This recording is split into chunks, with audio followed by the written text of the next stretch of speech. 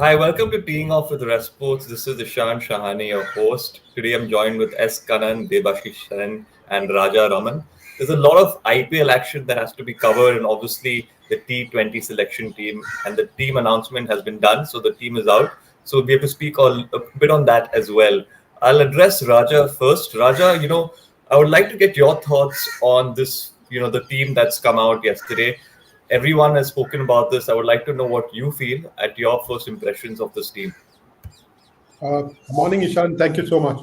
Uh, I would have liked a couple of youngsters in the squad, some fresh blood in the squad. We have seen the same batting lineup for so many years now, more or less the same batting lineup, barring Yashasvi Jaiswal. You've seen the same batting lineup, and we've seen them. So I would have liked the selectors to Rinku Singh in the middle order, maybe an Abhishek Sharma at the top order. I would have really liked the selectors to make some bold calls, but I also get the feeling that some of these calls have been taken out of their hand. Okay, thank you. Karan, Rinku Singh has not been given a place in that 15. A lot of disappointment that was going around that he's in the reserves. Do you think it's justified? A lot of people are blaming the KKR coaching facility as well, saying that he should have been given more opportunities up the order. Your thoughts? Definitely, I think Rinku Singh should have been in the team, and I think he's done enough to be in the team. At the same time, I also feel that when we are talking about those who missed the bus, so to say, I feel sorry for Rituraj Gaikwad. I think he's done very well, not only as a batter but also as captain of the CSK. Of course, you can say that Dhoni is helping him out, but these are two glaring omissions, and I think Shubman Gill had seen the writing on the wall, and he's also in the reserve. So every selection, whether you have 15 and then four reserves, obviously there will be room to debate. But Rinku Singh being left out again, as it's in sync with what Rajaram is saying, is that you've left out a lot of the young blood which could have been introduced in USA and West Indies. Sorry, I'm taking a bit of time, but go back to 2022. You failed in the semi-final, so there was an experimentation process on. So obviously the selectors don't seem to have faith in the fresh lot or the younger lot, and they've Yes. gone back. I mean, Tilak Verma is not. I mean, I'm shocked. That's about that. Hmm. Yes. Devashish, do you agree with this that maybe the Indian selectors should have looked to experiment a bit more? They played a little too safe.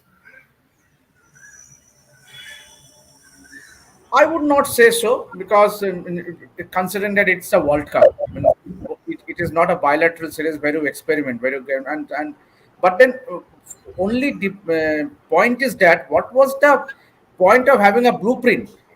You had a blueprint after you lost at semi-final in 2000 in Australia. Then you had a blueprint where you Yeah. gave opportunities to a lot of youngsters. Then what happened to that? Means given that now that people are talking about Rinku Singh, he has done nothing wrong when it comes to playing T20 internationals, Hmm. averaging almost fifth, almost a strike rate of 176. Yeah. So yes, true, he has not done well in IPL, but and it has got something to do with the KKR management as well. Again, not sending him up the order, batting order. Then having said that, I think it's a very well balanced side. Means with more, I would say so because see, you have to go in with experience when it comes to World Cup. Means I somewhat differ from what Kannan sir said. Yes, you might go in for youngsters, but you cannot leave out a Virat Kohli or a Rohit Sharma or a Hardik Pandya for a World Cup. Means obviously, given that it might well be their last World Cup, means last opportunity for so as to say, as far as winning an ICC World Cup is concerned. Means that they missed out in the 50 overs contest, but this might well be the last opportunity for Virat and Rohit to have a second World Cup trophy in their cabinet. Fair point, fair point, Devashish. Raja, interesting point made here by Devashish that you have to rely on those who have done it for you in the past. But how important is IPL form, in your opinion, going into this World Cup? Ishan, I think they have experimented with the same squad. The experiment has continued for a number of years. That is what I see this whole squad as. I see nothing wrong with having a Virat Kohli in the side. You need his experience. You need a Rohit Sharma in the squad. But look at what happened in 2007. It was a fresh squad. The seniors had been rested, or they themselves didn't want to be picked, and they sat out of the T20 World Cup. And India went on to win that T20 World Cup because you had a set of fresh legs there.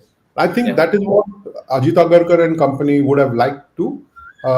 But to answer your question, yes, there is no question that this kind of a squad is what India believes can go and win the World Cup. But there are a lot of us who think differently. Yes, you needed experience, but at the same time, what is the point of having IPL if you're going to play, let's say, a Surya Kumar Yadav who has not scored enough runs? He's had a half century or two, but I don't think he's the same bat that he was a couple of years ago. So I don't think it is IPL form that has mattered, except in the case of Yuzvendra Chahal, perhaps. Yes. I don't think they have looked at IPL form. Mohammad Siraj has not had a great IPL either. So for them to have picked him, let's look at Ravindra Jadeja. He doesn't have too many wickets in IPL. So I don't think the selectors were too concerned about what has happened in IPL. Hmm. Unfortunately, for some of them who have scored runs and taken wickets in IPL, the selectors prefer to look in the other direction. Yep, so true, Raja. Karan, we spoke about this off camera where you mentioned that most of these players or some of these players in this Indian squad aren't in the best form at the moment. So, where does this factor come into play before the World Cup? Do you think this will hurt India's chances? See, I don't think it's going to hurt, but the more important is the preparation. Assuming that the teams which make it to the playoffs, what happens to the players? How fit are they going to be? How much of wear and tear travel? The Vashish was talking just before the show about the heat, and I mentioned about the travel factor, fatigue. You look at England. They've pulled off some players. They're saying that they're not going to be there for the playoffs. I think it's a smart decision. They're going to prepare them for the World Cup. Are we doing that? Is India doing that? No. At the same time, you will also think about what happens to someone like KL Rahul. We have not talked about him. What happens to him? So it's going to be a big challenge. The players who are going to go. I think someone like Virat Kohli knows how to preserve his body beautifully. There's no way that RCB is going to make the playoffs. And at the same time, I don't think Mumbai Indians is going to make the playoffs. So how are the players going to be ready? Those who are going to be there right till the end on May 26th, hopefully. Yeah. So that is a big challenge for the players. So the gap between the end of the IPL and the start of the World Cup is very, very short. I think that is an important factor. Stress, fatigue, and fresh legs and a fresh body and mind. That's all we need to see because it's very important. I think someone like Jasprit Bumrah knows how to conserve himself because he's an all-format player. And I think even I was surprised when, say, I'm sorry to digress, but when England announced Jofra Archer, they still consider him an all-format player and they want to ply his trade. So I don't know whether India has done that planning or you just think that these are machines, you can keep flogging them, you pour petrol and the engine will run.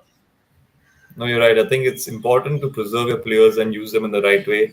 Devashish, fast bowlers for the Indian team this World Cup has been the topic of discussion.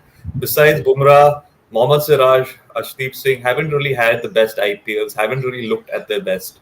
Your thoughts on this fast bowling lineup? And that's the biggest concern going into the World Cup. Means apart from Bumrah, none of our fast bowlers especially Mohammad Siraj, who is your fast bowler in the side.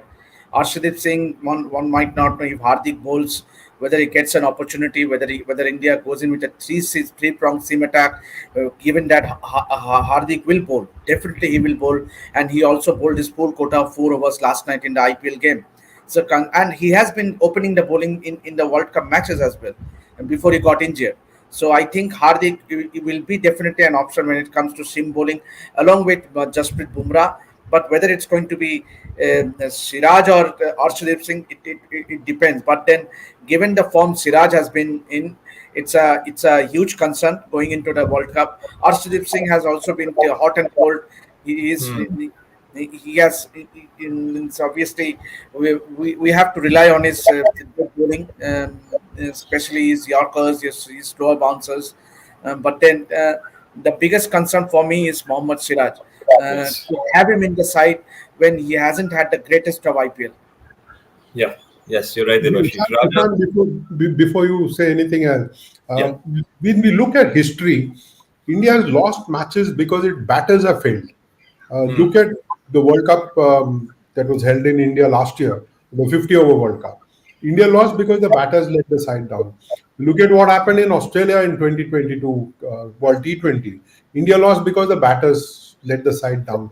So, to my mind, I've asked the whole group yesterday, the RevSportz group, do we believe that this batting lineup can win matches for India? Yes, 1, 2, and 3, we've always depended on them for runs. Rohit Sharma, with his experience and as captain, I think they confirmed him as captain a long time ago. So he was always going to be picked whether or not he scored runs. Virat Kohli has been scoring runs by the ton in IPL, so there was no way he could leave him out. And he's a superbly fit cricketer.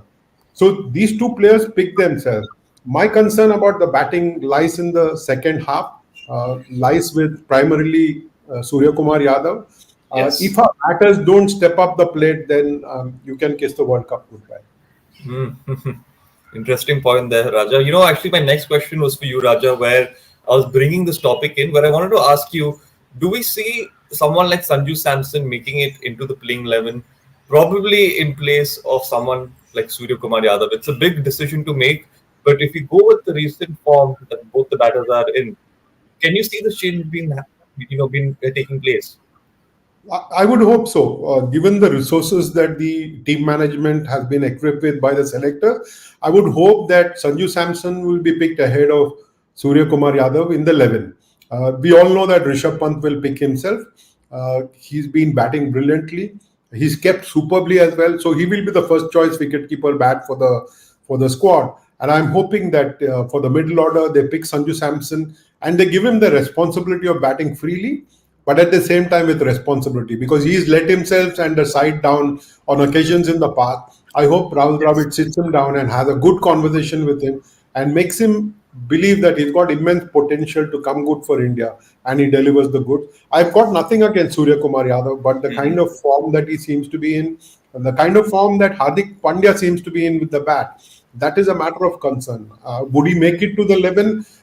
Would he bowl those 4 overs? Will he bowl as poorly as he has done in IPL? These are matters of concern. So my primary concern is number 4, 5, and 6 in the batting order. Rishabh Pant, I'm sure he will come good. I hope they pick the best of the batters for each of the matches. Yeah, all right. Karan, the Mumbai Indians performance, we'll have to speak about it a bit. Last night, once again, a lousy performance, if we have to say. The team's really not coming together. Hardik Pandya is the vice captain of the Indian cricket team for the World Cup. He's gotten out for a duck last night. Hasn't really performed in the tournament itself. Talk about the pressure with Hardik Pandya, what he must be facing.